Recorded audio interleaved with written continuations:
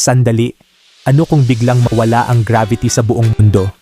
AI simulation shows the shocking effects sa ating planeta at buhay. Imagine, walang gravity. Lahat ay lilipad sa ere. Mga tao, kotse, bahay, at dagat. Walang hawak sa lupa, ang mundo ay magiging chaotic. Mga ilog at karagatan ay titil sa kanilang daloy. Ang atmosphere ay mawawala at ang araw-araw na buhay ay imposible ng normal.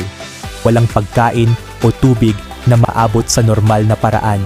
Even simple things like paghinga at pag-inom ay magiging challenge. AI simulation shows gravity is literally life.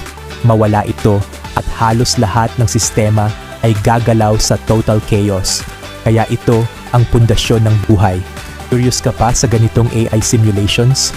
Follow Curious AI para sa more mind-blowing facts.